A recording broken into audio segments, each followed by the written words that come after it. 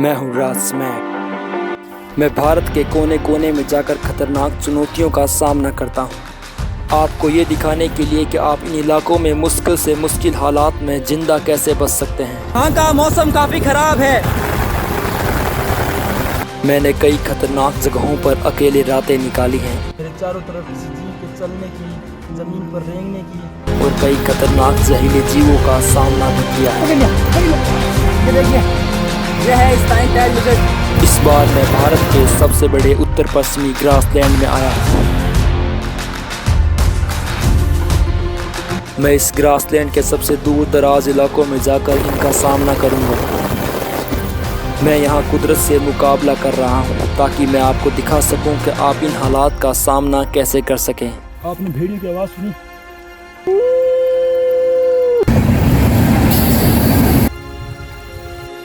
Man versus wild with Raj smack. मैं भारत के सबसे बड़े डिजर्टी ग्रासलैंड में जा रहा हूँ। यहाँ पूरे दिन लगातार बरसातें होती रहती हैं। अभी मैं भारत के सबसे बड़े डिजर्टी ग्रासलैंड में हूँ। ये ग्रासलैंड गुजरात से लेकर राजस्थान तक लगभग 5,500 वर्ग किलोमीटर में फैला हुआ है। दूर तक हरे घास के मैदान और जहरीले जीवों से भरा हुआ इलाका बहुत ही खतरनाक है। हर साल के मुकाबले इस साल यहाँ बारिश ने नया रिकॉर्ड कायम किया है और साथ ही नए खतरनाक जीवों को जन्म भी दिया है। इस बार यहाँ बारिश बहुत ही ज़्यादा हुई है, इसीलिए चारों तरफ हरियाली ही हरियाली है। बरसात के मौसम में जहरीले जानवरों की संख्या 2 गुना बढ़ जाती है। ज़मीन पर हर कदम कदम पर खतरे ही खतरे होते हैं। मैं आपको दिखाऊंगा कि अगर आप इन जगहों में भटक जाते हैं तो यहाँ से जिंदा बाहर कैसे निकल सकते हैं। मैं यहाँ खुद को एक ऐसे शख्स की स्थिति में डालूंगा जो यहाँ भटक गया हो। यहाँ का मौसम काफी खराब है। मेरा ड्राइवर यहाँ गाड़ी रोकने के लिए कतरा रहा है। मुझे चलती गाड़ी से ही कूदना होगा। मैं तो चला।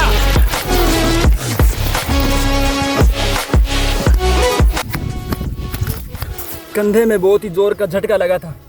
कंधा टूटते टूटते बचा। ठीक है, चलो चलते हैं।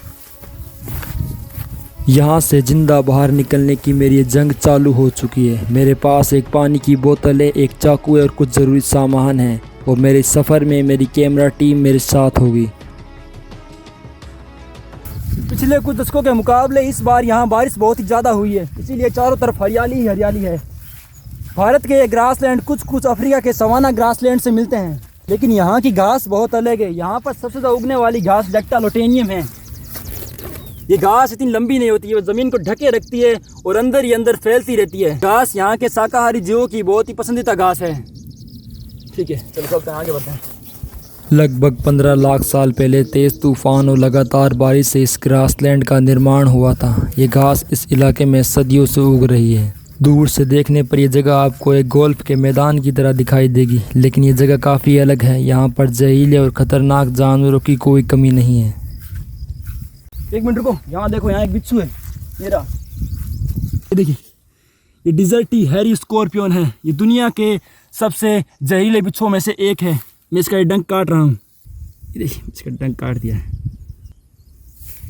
डिजर्टी हैरी स्कॉर्पियन एकमात्र ऐसे बिच्छू हैं जिनके काटने से इंसान की मौत हो सकती है, लेकिन ऐसा इस बार नहीं होगा क्योंकि मैंने इसका डंक काट दिया है और अब मैं इसे खाने वाला हूँ। ये देखिए, ये मुझे काटने की कोशिश करता है। ये सही करते हैं। ये इसके पिंजर हैं, सबसे पहले इन्हें खाता हूँ। ये काम करने में तो बहुत ही बेकार लगते हैं, लेकिन जब जान पर बनी हो तो आप कुछ भी करने से कतराते नहीं हैं और ज़िंदा रहने के लिए बहुत ज़रूरी है। यहाँ पर भटकने वाले अधिकतर लोगों की जान जहरीले जीवों के काटने से गई है और कुछ लोग तो यहाँ भूख से भी दम तोड़ दिया है। वैसे तो इस जगह में किसी भी जीव के लिए खाने की कोई कमी नहीं है।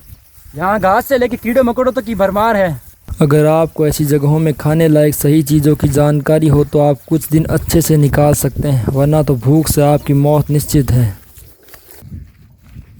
यहाँ देखिए, इन लाल कीड़ों को देख रहे हैं आप? नाम है रेड वेलवेट। ये अक्सर से बरसात के मौसम में पनपती हैं। इनके शरीर की बाहरी परत पूरी प्रोटीन से बनी होती है और अच्छी बात यह है कि आप इन्हें खा सकते हैं। ये देखिए, ये बहुत ही नरम और मुलायम है। पता नहीं इसका स्वाद कैसा होगा। ओ, एक यहाँ पे भी है। ये देखिए, इसे भी खा लेता हूँ। ये देखिए, इन्हें आप टच करते ही ये शौक में चली जाती हैं। ये समझती हैं कि आप इन्हें देख नहीं रहे हैं, इसीलिए हिलती नहीं है। लेकिन ये मेरा नाश्ता बनने वाली है। मैं इन कीड़ों को पहली बार खा रहा हूँ, मुझे इन खाने का जी नहीं कर रहा। उन लाल कीड़ों का स्वाद थोड़ा बेहुदा था। ऐसे कीड़े मकोड़ों खाना आपको भले ही अच्छा ना लगे, लेकिन जब आप ऐसी जगहों में फंस जाते हैं तब आप मजबूर हो जाते हैं ये काम करने के लिए। और यही इस जगह का नियम है, यहाँ सब एक दूसरे को खाकर ही जिंदा रहते हैं। जब आप प्रकृति से लड़ते हैं तब आपके दिल में दया ख़त्म हो जाती है। यहाँ देखिए, किसी जानवर की कलाई है, मुझे लगता है किसी भेड़िए की कलाई है, लेकिन ये मेरे काम आ सकती है इस चीज़ को भगाने के लिए। ऐसी मजबूत हड्डियां आपके बहुत काम आ सकती हैं। दूर से ही किसी जानवर को भगाने के लिए आप उसके पीछे इसे फेंक सकते हैं। वाह, देखिए किस कदर घास के मैदान हैं। ये जगह वाकई में कमाल की है। थोड़ी देर यहाँ रुक जाता हूँ, थोड़ा पानी पी लेता हूँ। इस मौसम में तो ये जगह बहुत ही खूबसूरत लगती है। जहाँ तक नज़र जाती है वहाँ तक हरे घास के मैदान ही मैदान दिखते हैं। ये जगह किसी पैराडाइज से कम नहीं है। इन जगहों में भटकना बहुत ही आसान है। ये जगह जितनी खूबसूरत है, अंदर से उतनी ही खतरनाक है। इस घास के अंदर दुनिया के सबसे खतरनाक सांप पाए जाते हैं। अभी कुछ दिन पहले यहाँ पर एक मवेशी चराने वाले गडरिए को एक श्वास किल्ड वाइपर ने काट लिया। उस बंदे को हॉस्पिटल लेके गए, तब तक बहुत देर हो गई। उस गडरिए ने रास्ते में ही दम तोड़ दिया क्योंकि जहर उसकी बॉडी में पूरी तरीके से फैल गया और उसकी मौत बहुत ही दर्दनाक थी। इसीलिए मैं इस घास पर हर कदम संभल के रख रहा हूँ। मैं अपनी कीमती जान इस वीरान इलाके में नहीं गंवाना चाहता।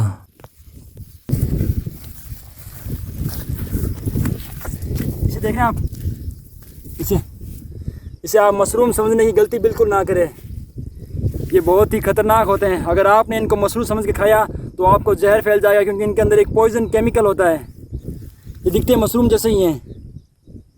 ये देखिए,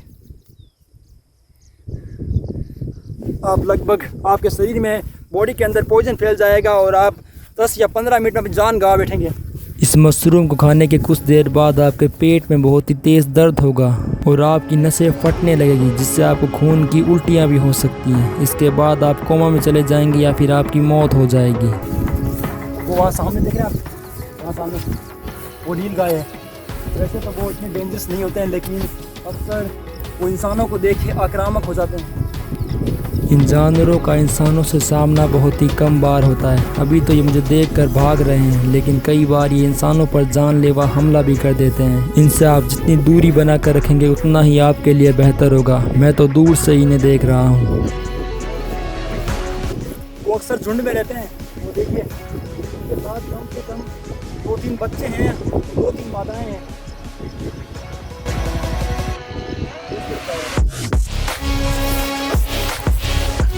अब यहाँ का मौसम बदलने लगा है। चारों तरफ से बादल निकल रहे हैं। बरसात आने के पूरे आसार बन रहे हैं।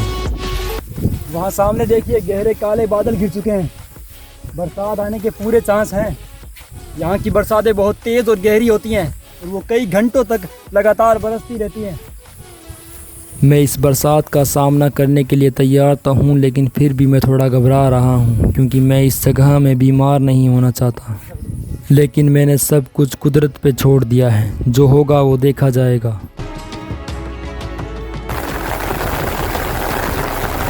देखिए बरसात कितनी तेज है।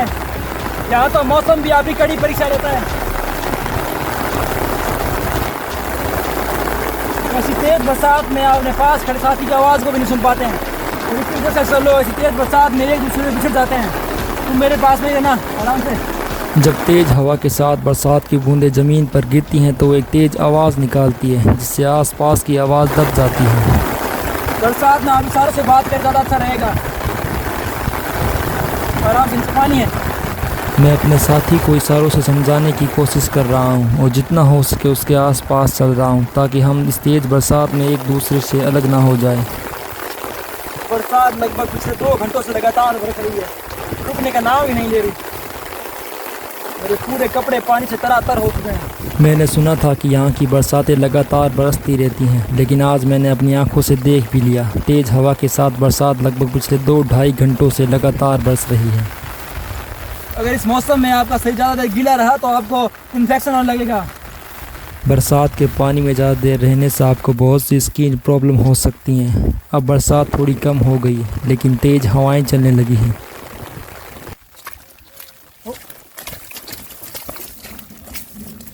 यहाँ देखिए, यहाँ बहुत सारा बरसात का पानी इकट्ठा हो गया था, तो उसको बहने लगा है। ये पानी काफ़ी साफ़ है, देखिए आप, ये पीने लायक पानी है। ये पानी दूर कहीं मैदानी इलाकों से बहकर आया है। ठहरे हुए पानी के मुकाबले बहते पानी में बहुत कम बैक्टीरिया होते हैं। आप इसे पी सकते हैं।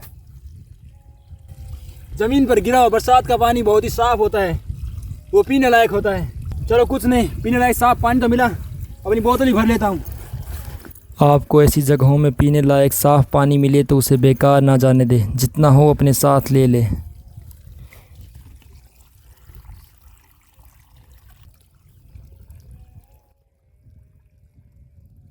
वाकई में बरसात के पानी की तो कुछ बात ही अलग है। थोड़ा और इकट्ठा कर लेता हूँ। चलो ठीक है, चलो चलते हैं, यहाँ से निकलते हैं। पानी तो मुझे मिल चुका है, लेकिन अब मैं खाने की तलाश में आगे बढ़ रहा हूँ। बरसात में भीगने के बाद आपको जोरों की भूख लगती है, लेकिन इस मौसम में खाना भी तो बहुत मुश्किल से मिलता है। इस इलाके की सबसे बड़ी समस्या है यहाँ का ये मौसम, जो 1 मिनट में बदल जाता है। और अब शाम भी होने वाली है। मुझे जल्दी से जल्दी यहाँ से निकलना होगा। वहाँ सामने देखिए, एक बार फिर काले बादल घिर चुके हैं। बरसात आने के पूरे आसार हैं। अगर मैं लगातार इस बरसात में भीगता रहा तो मैं बीमार पड़ जाऊँगा। मुझे इस बरसात से बचने के लिए एक छत बनानी होगी, ताकि मैं इस बरसात से बच सकूँ और यहाँ पर रात निकाल सकूँ। 4 बज रहे हैं। 2 घंटे बाद सूरज भी डूब जाएगा और चारों तरफ गहरे बादल उमड़ चुके हैं। मुझे सब कुछ छोड़कर बरसात से बचने के लिए कैंप बनाना होगा। इस सूखे हुए पेड़ को देख रहे हैं आप? मुझे लगता है इस पेड़ पर बिजली गिरी होगी और ये पेड़ टूट के नीचे गिर गया, लेकिन इसको गिरे हुए काफ़ी वक्त हो गया है, ये तो सूख गया है। मुझे कैंप बनाने के लिए सूखी हुई मजबूत लकड़ियाँ चाहिए। मुझे लगता है मैं यहाँ अपना कैंप बना सकता हूँ। चलो कैंप बनाने का काम चालू करते हैं। सबसे पहले इसको यहाँ रखता हूँ। कैंप को मजबूत और बढ़िया बनाने के लिए मैं कुछ सूखी और मजबूत लकड़ियों को काम में लूँगा और कुछ मजबूत लकड़ियों से मैं इस कैंप की छत बनाने वाला हूँ। ये देखिए, ये अब एक शेल्टर का फ्रेम तैयार है। अब मुझे इसके ऊपर चाहिए साल्वाडोरा की टहनियाँ, जो तोड़ता हूँ टहनियाँ। साल्वाडोरा की पत्तियां लंबी और घनी होती हैं। यह हल्की फुल्की बरसात और तेज हवाओं से आपको बचा के रखेगी। साल्वाडोरा की ये पत्तियाँ कुछ ना कुछ तो बरसात के पानी को रोक ही लेगी। इसीलिए मैं छत पर बहुत सारी टहनियाँ डाल रहा हूँ। ये देखिए, ये है लेप्टाडेनिया का पौधा। इसको पैरों से करिए, दबाइए। लंबे तिनकों वाला ये पौधा बड़े ही काम का होता है। ये पौधा सेलेरिस की तरह आसानी से कट जाता है। यहाँ के स्थानीय लोग तो लेप्टाडोन की पत्तियों से अपने घरों की छत भी बनाते हैं। ये बरसात के पानी को रोकने के लिए बहुत ही अच्छे होते हैं। मैं लेप्टाडोन की पत्तियों को सिर्फ छत बनाने के काम में लेने वाला हूँ, ताकि मैं बरसात से बच सकूँ। लगता है थोड़ी और लानी होगी। ओ, यहाँ पे कोई है। ये तो एक मेंढक है। ये से बरसात के मौसम में बाहर निकलते हैं और अच्छी बात यह है कि आप इन्हें खा सकते हैं। चलो खाने का बंदोबस्त हुआ। मुझे लगा था रात में भूखा ही सोना पड़ेगा। इस ग्रासलैंड में पाए जाने वाले मेंढक को आप खा सकते हैं, क्योंकि ये जहरीले नहीं होते। मेंढक के अंदर बहुत सारे पौष्टिक तत्व होते हैं। कैंप तो बन के तैयार है। थोड़ी बहुत बरसात की बूंदों को तो ये रोक ही लेगा। और इस इलाके में अब बहुत सारी उमस बढ़ चुकी है। बरसात तो आके रहेगी और ऐसी उमस में आप पसीने के ज़रिए बहुत सारा पानी अपनी बॉडी से गवा देते हैं। तो आप थोड़ा थोड़ा पानी पीते रहिए, वरना आप डिहाइड्रेशन के शिकार हो जाएंगे। ऐसी उमस भरी जगह में आप पूरे दिन में लगभग 3 लीटर पानी पसीने के ज़रिए निकाल देते हैं और डिहाइड्रेशन का शिकार बनते हैं। चलो अब आग जलाने के लिए सूखी लकड़ियाँ इकट्ठा कर लेता हूँ। सूखी लकड़ियाँ मिलना तो बहुत मुश्किल है। पता नहीं बरसात के पानी में भी ये पेड़ कैसे सूखा रह गया। साल्वाडोरा की सूखी लकड़ियाँ पानी को बहुत ही कम एब्जॉर्ब करती हैं, इसीलिए जल्दी सूख जाती हैं। आग जलाने के लिए लेप्टाडोन की सूखी पत्तियाँ बड़े ही काम की होती हैं। इनमें आग बहुत ही जल्दी लग जाती है। यहाँ आग सर्दी से बचने के लिए नहीं, बल्कि जंगली जानवरों को भगाने के लिए बहुत ज़रूरी है। आग तो जल के तैयार है। अब इस आग में उस मेंढक को अच्छी तरीके से पका लेता हूँ। मैं तो सबसे पहले उस मेंढक की टांगे खाना चाहूँगा।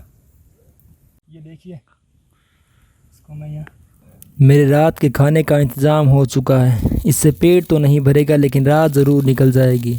मैं हल्की आंच पर मेंढक को पका रहा हूँ। मेंढक की टांगे पकी या नहीं?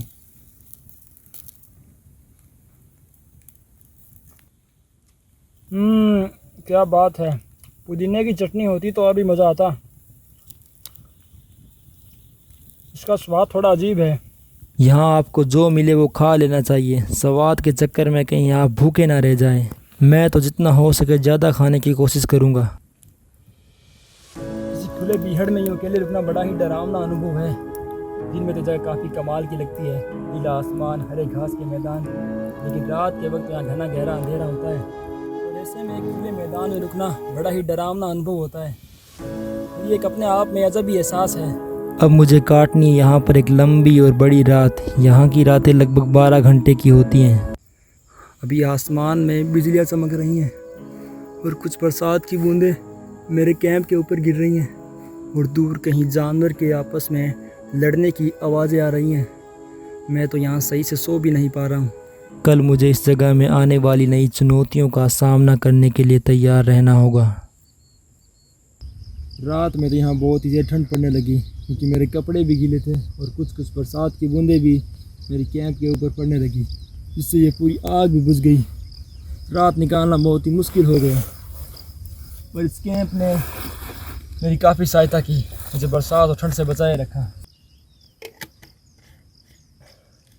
लेकिन अब मुझे यहाँ से निकलना होगा क्योंकि मैं जल्दी से जल्दी इस ग्रासलैंड से बाहर निकलना चाहता हूँ। मैं भारत के सबसे बड़े डिजर्टी ग्रासलैंड से ज़िंदा बाहर निकलने की कोशिश कर रहा हूँ। मैंने यहाँ पहली रात निकाल दी है और अब मैं जा रहा हूँ पूरब की तरफ। इस ग्रासलैंड के पूर्व में यहाँ के जनजातीय लोग सदियों से खेती करते आ रहे हैं। अगर मैं उन खेतों तक पहुँच गया तो मैं इस जगह से बाहर निकल जाऊँगा, पर सुबह होते ही बादलों ने सूरज को घेर लिया है। पता नहीं पूरब कहाँ है और पश्चिम कहाँ है। लेकिन जब सुबह हुई थी हल्की हल्की, तब यहाँ पे रोशनी हो रही थी, यानी ये पूर्व है। मैं इसी दिशा में आगे बढ़ रहा हूँ। मैं अब रोशनी की दिशा में आगे बढ़ रहा हूँ। अगर दिशा भटका तो मुसीबतें बढ़ जाएगी। ओ यहाँ देखिए, ये है ओरिएंटल गार्डन लिजर्ड। ये गिरगिट प्रजाति की एक नस्ल है जो बहुत ही कम जगहों पर देखने को मिलती है। कई जगहों पर लोग इन्हें ब्लड शुगर भी कहते हैं। इस मौसम में ये अपना गर्दन का कलर रेड कर लेती है और बाकी बॉडी ब्लैक होती है। ये काफ़ी डरावने लुक में है। मैं इसके पास नहीं जाऊंगा, इसको यहीं छोड़ते हैं। अक्सर ऐसे डरावने लुक के चलते ये लोगों के हाथों अपनी जान गंवा बैठते हैं। इन पौधों को देख रहे हैं आप, इनका नाम है कैलीगोमन। ये पौधे उत्तरी अमेरिका, यूरोप, भारत, पाकिस्तान और सीरिया के डिजर्ट इलाकों में पाए जाते हैं। ये बड़े ही काम के पौधे हैं, आप इनकी पत्तियों को खा सकते हैं। इनके रस में बहुत सारे मिनरल्स होते हैं। इनके रस के अंदर कार्बोहाइड्रेट और प्रोटीन की बहुत सी मात्रा होती है, जिनसे आपको ताकत मिलती है। इनका स्वाद थोड़ा खट्टा है लेकिन बढ़िया है। इनमें विशेष प्रकार के खट्टे एसिड पाए जाते हैं। यहाँ के स्थानीय लोग तो इनसे अपने दांत भी साफ करते हैं। चलो मेरे दांत भी साफ हो गए, अब आगे बढ़ते हैं। इनको आप एक बार में ज़्यादा ना खाएं वरना आपको उल्टियाँ हो सकती हैं। इनको आप सुबह की चाय की तरह काम में ज़रूर ले सकते हैं। वहाँ देख रहे हैं आप, वहाँ उस ज़मीन पर वो देखिए, वो सारी की सारी स्पेंटेड लिजर्ट हैं। बहुत सारे से घास के मैदानों में बिल बनाकर इधर उधर घूमती रहती हैं। तो उन्हें पकड़ने की कोशिश करते हैं।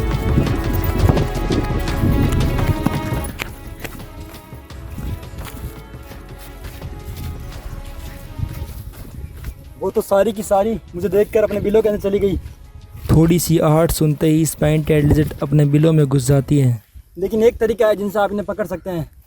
आप इनके बिलों पर घात लगाकर बैठ जाइए, उनके बाहर निकलने का इंतजार करें। मैंने इस बिल के अंदर उसे भी जाते हुए देखा। मैं इस बिल के पीछे उसका पकड़ने की कोशिश करता हूँ। मैं यहाँ बैठ जाता हूँ, जैसे ही वो बाहर निकलेगी मैं उसको दबोच लूँगा। चलो ठीक है, तुम पीछे ही रहना। स्पाइन-टेल्ड लिजर्ट को पकड़ने का यह तरीका बहुत ही अनोखा है। ये काम तो करता है लेकिन थोड़ा समय लेता है। पता नहीं वो बाहर निकलेंगे या नहीं। वो तो बाहर निकलने का नाम ही नहीं ले रहे। पकड़ लिया, पकड़ लिया। ये देखिए, ये है स्पाइन टेल लिजर्ड। बहुत परेशानी हुई इसको पकड़ने में, लेकिन आखिरकार मैंने इसको पकड़ लिया। ये ऐसी ग्रासलैंड की नरम नरम घास खाते हैं और इन पर बिल बनाकर रहते हैं। दुबई, सऊदी अरब या पाकिस्तान में इनका बड़े पैमाने पर शिकार किया जाता है और इनको खाया जाता है, लेकिन भारत में ये बैन है। ये जीव भारत के वन संरक्षण लिस्ट में आते हैं, तो मैं इसे नहीं खाने वाला, मैं इसे छोड़ रहा हूँ। चलो जाओ तुम। शायद आज इसका नसीब बहुत ही अच्छा है। ये तो अपने घर गया, लेकिन मेरे घर का कोई पता नहीं है। मुझे तो यहाँ बहुत ही बड़ा सफ़र तय करना है। मैंने हाथ आया खाना छोड़ दिया। अब मैं लगातार आगे बढ़ रहा हूँ ताकि मैं इस जगह से बाहर निकल सकूँ। मुझे काफ़ी भूख लगी है। अगर वो स्पाइन टेल लिजर्ड भारत के वन संरक्षण लिस्ट में नहीं आती तो मेरा नाश्ता बन जाती। खैर कुछ नहीं, आगे देखते हैं क्या होता है। दोपहर हो चुकी है और बिना खाने के मेरी हालत ख़राब हो रही है। अब मैं खाना ढूंढने में लगा हुआ हूँ।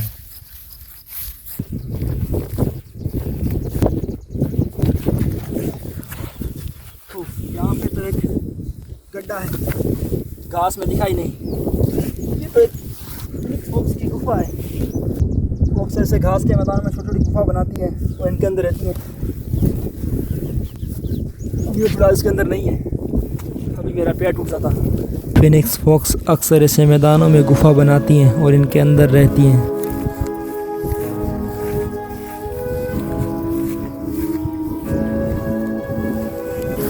शुरू में तो यह जगह आपको बहुत ही खूबसूरत लगती है, लेकिन जब आप यहाँ पे एक दो दिन निकाल देते हैं तभी आपको जगह अंदर इधर काटने लगती है। तो फिर आपका यहाँ पर 1 मिनट भी निकलना मुश्किल होने लगता है।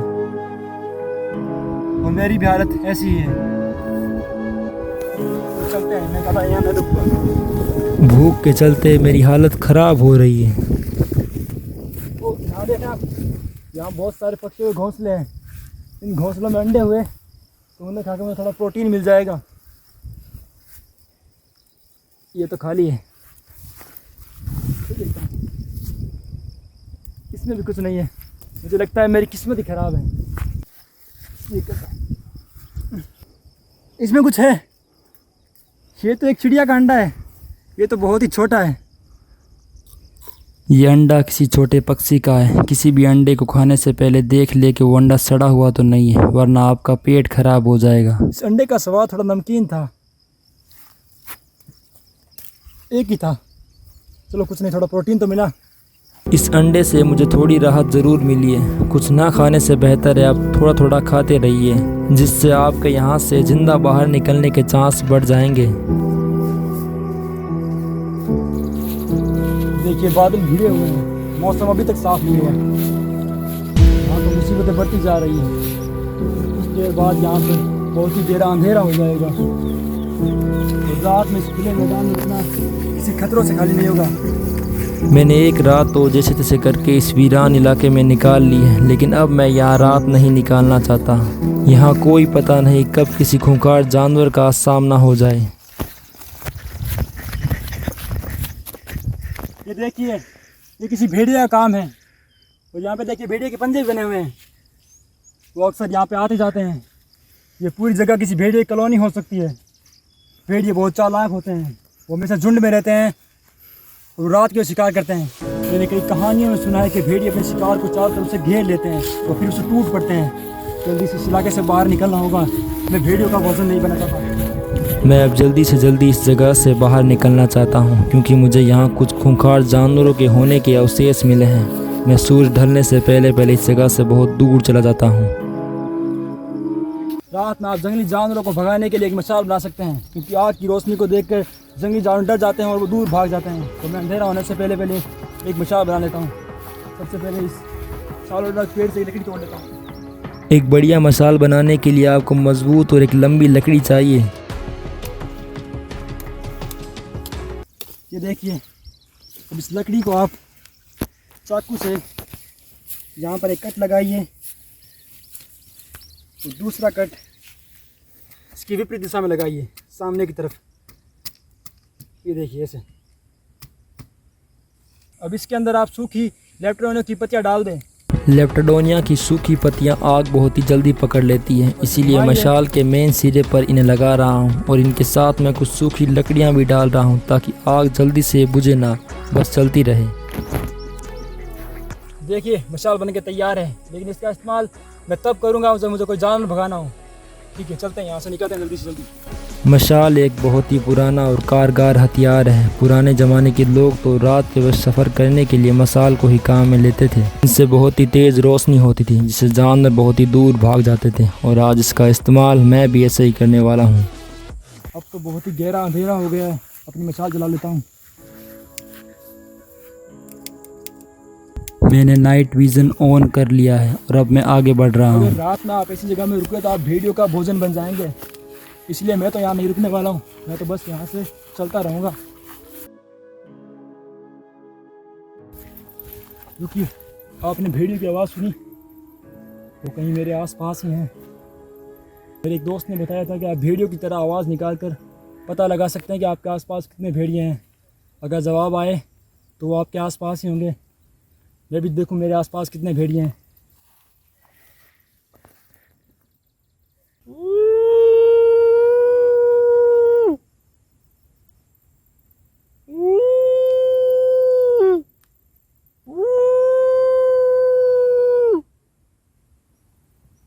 आपने आवाज़ सुनी? वो उस तरफ से आ रही है। देखिए, एक बार फिर आई। ध्यान सुनिए, यानी वो भेड़िए मेरे आसपास ही हैं। वो आवाज़ उस तरफ से आ रही है, यानी भेड़िए मुझसे बहुत दूर हैं। वो यहाँ पहुँचे इससे पहले मैं इस जगह से बहुत दूर निकल जाता हूँ। रात में भेड़िए एक दूसरे के सामने आवाज़ निकाल कर अपने साथी के पास आते हैं, कहीं वो मेरे पास ना आ जाए, इसीलिए मैं तो यहाँ से निकल रहा हूँ। अब मैं तो काफ़ी थक गया हूँ और नहीं चला जाएगा।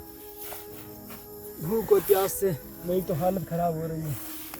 मैंने आज पूरे दिन में एक छोटे अंडे के अलावा कुछ नहीं खाया है और मैं बुरी तरीके से थक गया हूँ। मैंने आज तक बहुत सी खतरनाक जगहों पर रातें निकाली हैं, लेकिन ये रात मुझे हमेशा याद रहेगी, क्योंकि मैंने यहाँ 1 मिनट भी नींद नहीं ली। रात के 3 बज रहे हैं, दूर तक कुछ भी दिखाई नहीं दे रहा। चारों तरफ सन्नाटा और वीरान इलाका है। ये मेरी ज़िंदगी की सबसे यादगार रात थी। मैंने कैसे भी करके ये रात तो निकाल ली, लेकिन अब मैं यहाँ एक पल भी नहीं रुकना चाहता। जल्दी से जल्दी इस इलाके से बाहर निकलने का रास्ता ढूंढता हूँ। इन 2 दिनों में इस जगह ने मेरी पूरी ताकत निचोड़ ली है। इस जगह में सबसे ज़्यादा परेशानी मुझे इस मौसम से हुई है। अगर आज मैं इस जगह से बाहर नहीं निकला तो मेरा शरीर जवाब दे देगा।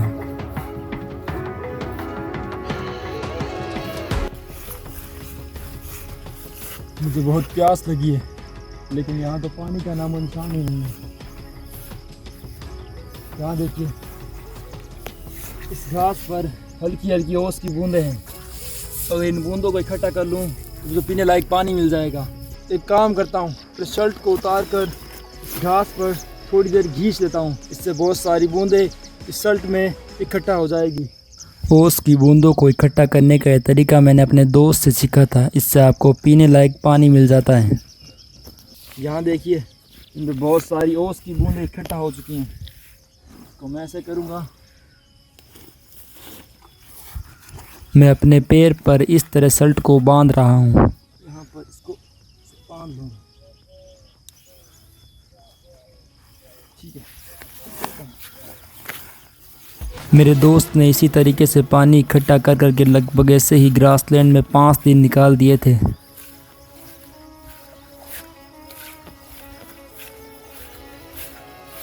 पता नहीं ओस की बूंदों को इकट्ठा करने का ये तरीका काम करेगा या नहीं। देखता हूँ उसमें कितना पानी इकट्ठा हुआ। अब बारी है इस शर्ट से पानी निकालने की। शर्ट गीला तो हो चुका है, लेकिन अब इसे निचोड़कर पानी निकालना होगा।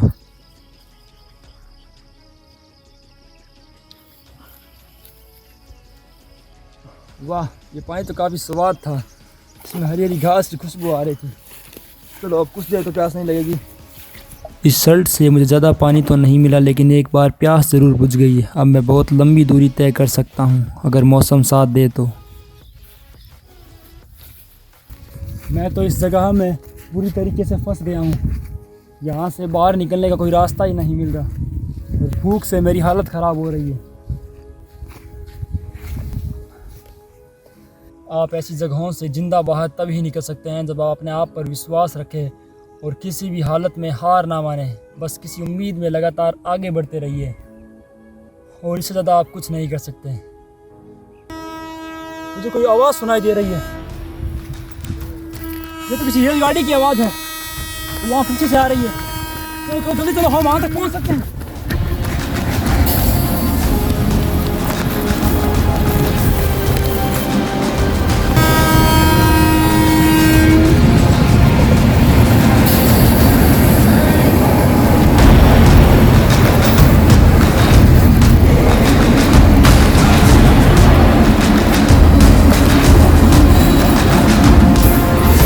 ट्रेन तो बहुत स्पीड में थी, फटाक से निकल गई।